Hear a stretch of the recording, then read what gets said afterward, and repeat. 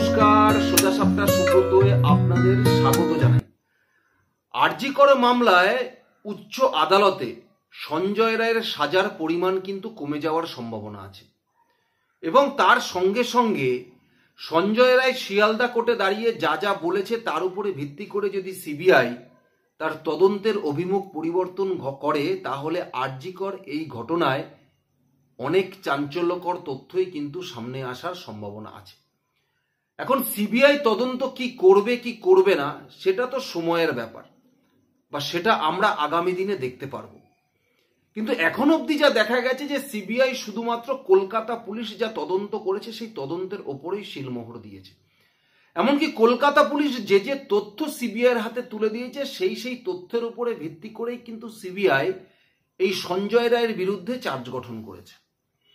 কিন্তু বারবার দেখুন, যখন সঞ্জয় রায়ের বিরুদ্ধে চার্জ গঠন হয়েছে, চার্জ গঠন হওয়ার পরে প্রত্যেক দিন নিয়ম করে যখন শিয়ালদা কোর্টে শুনানি চলেছে এবং শুনানি রুদ্ধদ্বার কক্ষে হয়েছে, শুনানিতে কি হচ্ছে, সঞ্জয় রায় কি বলছে, বিচারক কি বলছে, সঞ্জয় রায়ের আইনজীবী কি বলছে, নির্যাতিতার বাড়ির আইনজীবী কি বলছে, সিবিআইয়ের আইনজীবী কি বলছে, সে বিষয়ে কিন্তু সেভাবে সম্যক ধারণা কারোর মধ্যে তৈরি হয়নি, কারণ বাইরে সেই খবর আসেনি।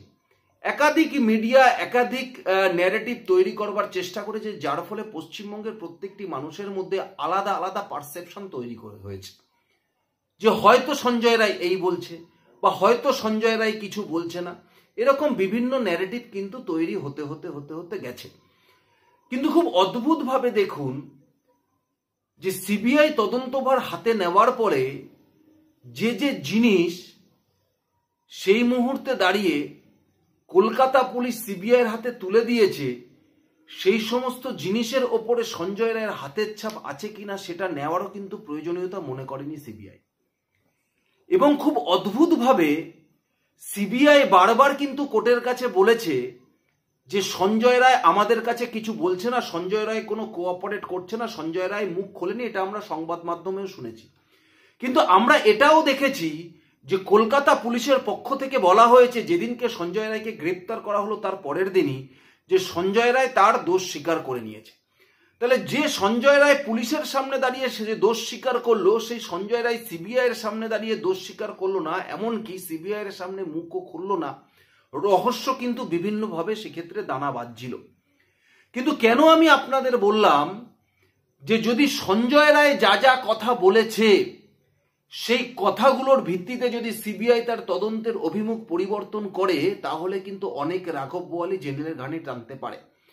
কারণ এতদিন আমরা জানছিলাম যে সঞ্জয় রায়ের সেই শিয়ালদা কোর্টে দাঁড়িয়ে কোনো বক্তব্যই রাখেনি, কোনো কথাই বলেনি, এমনকি বিচারক যা যা জিজ্ঞাসাবাদ করেছে শুধু ঘাড় নেড়েছে। কিন্তু শেষ দিনে আমরা দেখেছি যে সঞ্জয় রায় বলেছেন যে তার গলায় যে রুদ্রাক্ষের মালা ছিল, যদি সে ধর্ষণ করতো বা ধস্তাধস্তি হতো তাহলে রুদ্রাক্ষের মালাটা ছিঁড়ে যেত। সুতরাং এই রুদ্রাক্ষের মালার উপরে ভিত্তি করে সঞ্জয় রায় বেঁচে যেতে চাইছে বা এই তদন্তকে বিপথে চালিত করতে পারছে, এইভাবে মিডিয়া বিভিন্নভাবে আমাদেরকে খাওয়ানোর চেষ্টা করেছে। কিন্তু কোর্টের ভেতর থেকে যে তথ্য উঠে আসছে, সেই তথ্যের উপরে ভিত্তি করে সঞ্জয় রায় বিচারকের কিন্তু একাধিক প্রশ্নের উত্তর দিয়েছে এবং প্রত্যেকটা প্রশ্নর যে যে অভিযোগগুলো সঞ্জয় রায়ের বিরুদ্ধে ছিল, যে সেই 3 তলা 4 তলায় যে সিসিটিভি ফুটেজ থেকে শুরু করে সঞ্জয় রায়ের যে চুল, সেই নির্যাতিতার যে দেহ ছিল সেই দেহের পাশ থেকে পাওয়া গেছে, যেটা কলকাতা পুলিশ সিবিআইয়ের হাতে তথ্যের আকারে তুলে দিয়েছে, এবং তার সঙ্গে সঙ্গে সঞ্জয় রায়ের গায়ে যে একাধিক আছড়ের দাগ রয়েছে, সেই দাগটা নাকি সেই নির্যাতিতার আছড়ের দাগ, সেই তথ্য যে কলকাতা পুলিশ সিবিআইয়ের হাতে তুলে দিয়েছে, এই একাধিক কথা যখন শিয়ালদা কোর্টের বিচারক সঞ্জয় রায়কে জিজ্ঞাসা করেছে, তার একাধিক কথার উত্তর কিন্তু সঞ্জয় রায় দিয়েছে। এবং তার উত্তরের উপরে ভিত্তি করে সিবিআই কিন্তু বলেছে যে এই কথাগুলো সঞ্জয় রায় আমাদের সামনে কিন্তু তদন্ত চলাকালীন বলেনি। এবং যখন আমরা সঞ্জয় রায়কে জিজ্ঞাসাবাদ করেছি, তখন সঞ্জয় রায় কিন্তু এই কথাগুলো একবারও আমাদের কাছে বলেনি। যখন চার্জ গঠন হলো তারপরে কিন্তু সঞ্জয় রায় এই কথাগুলো বলা শুরু করেছে। তার আগে একাধিকবার সঞ্জয় রায়কে যখন আপনারা মিডিয়ার সামনে দেখেছেন বা যখন পুলিশ নিয়ে এসেছে, সঞ্জয় রায় কিন্তু মিডিয়ার সামনে বা প্রিজন ভ্যানের মধ্যে থেকে একটাও কথা সঞ্জয় রায়কে বলতে শোনা যায়নি। কিন্তু সঞ্জয় রায় সেদিনই মুখ খুলেছে, বিনীত গোয়েলের নাম নিয়েছে, যেদিন সঞ্জয় রায়ের চার্জ গঠন হয়ে গেছে। সুতরাং সঞ্জয় রায় কি কথা বলেছে এবং যার উপরে ভিত্তি করে যদি সিবিআই তদন্ত আগামী দিনে অভিমুখ পরিবর্তন করে, তাহলে আরো রাঘব বোয়ালের ধরার সম্ভাবনা আছে। কথা আমি আপনাদের সামনে কেন বললাম? দেখুন, ভারতীয় নাগরিক ন্যায় সংহিতার 351 নম্বর ধারায় প্রত্যেক সাক্ষীদের সাক্ষ্য নেওয়া হয়ে গেলে তারপরে আদালত যার বিরুদ্ধে অভিযোগ, সেই অভিযুক্তকে তার আত্মপক্ষের সমর্থনের জন্য তার বয়ান লিপিবদ্ধ করে। সেই হিসাবেই এই শিয়ালদা কোর্ট সঞ্জয় রায়ের বয়ানও কিন্তু লিপিবদ্ধ করেছিল। কারণ এই রুদ্ধদ্বার কক্ষে 51 জন যিনি 51 জন সাক্ষী দিয়েছিলেন, সেই বয়ান লিপিবদ্ধ করবার পরে যখন সঞ্জয় রায়কে বিচারক একাধিক প্রশ্ন করে, সেই প্রশ্নের উত্তর কিন্তু সঞ্জয় রায় যেভাবে দেওয়া সম্ভব, যেটা সে জানে সেইভাবে কিন্তু দিয়েছে। গলায় রুদ্রাক্ষের মালা থেকে শুরু করে মৃতদেহের পাশে পড়ে থাকা সঞ্জয় রায়ের মাথার চুল অবধি সবকিছুর কথা কিন্তু তিনি বিচারকদের সামনে তুলে ধরেছেন। খুব অদ্ভুতভাবে এই পুলিশ ওয়েলফেয়ার থেকে শুরু করে এই পুলিশি ওয়েলফেয়ারের যে আরজি করের এমার্জেন্সি ভবনের এই 4 তলায় তার যাওয়া থেকে শুরু করে সমস্ত কথা, এবং এসআই সেই অনুপ দাস যে তাকে যেতে বলেছিল, প্রত্যেকটা কথাই কিন্তু সঞ্জয় রায় তুলে ধরেছে। এবং খুব সুন্দরভাবে সঞ্জয় রায়ের যে হেডফোন সেখানে পাওয়া গেছিল, সেই হেডফোনটা কোথা থেকে আসলো, যেটাকে পুলিশ নির্যাতিতার সেই মৃতদেহের পাশে পাওয়া গেছিল বলে চালিয়েছিল, সেটাই বা কেন চালিয়েছে, সেই হেডফোনটাই বা সেখানে কিভাবে এসেছিল, এই প্রত্যেকটা কথার উত্তর কিন্তু সঞ্জয় রায় শিয়ালদা আদালতে দিয়েছে।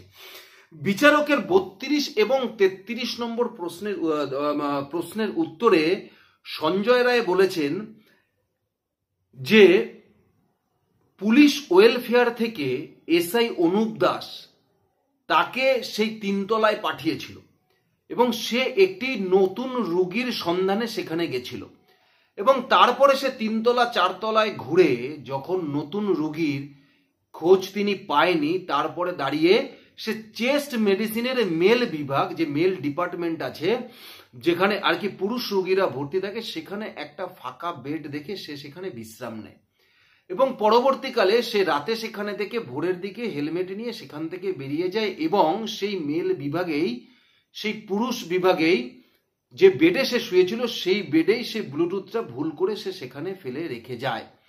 এবং খুব অদ্ভুতভাবে 9 তারিখে যখন তাকে গ্রেপ্তার করা হয়, গ্রেপ্তার করে যখন লালবাজারে সঞ্জয় রায়কে নিয়ে যাওয়া হয়, লালবাজারে নিয়ে গিয়ে তার প্যান্ট জামা খুলে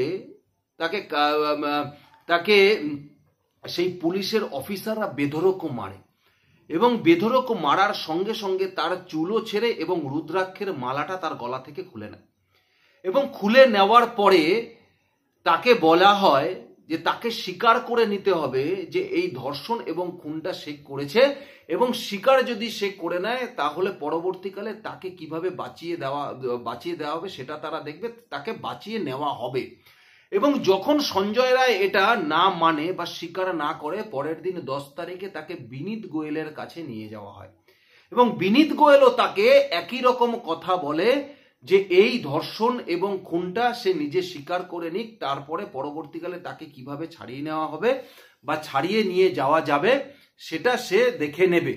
এই পুরো বিস্তারিত বিষয়টা সঞ্জয় রায় শিয়ালদা কোর্টে বিচারকের সামনে কিন্তু উগরে দিয়েছে। শিয়ালদা কোর্টে বিচারকের সামনে উগরে দিয়েছে।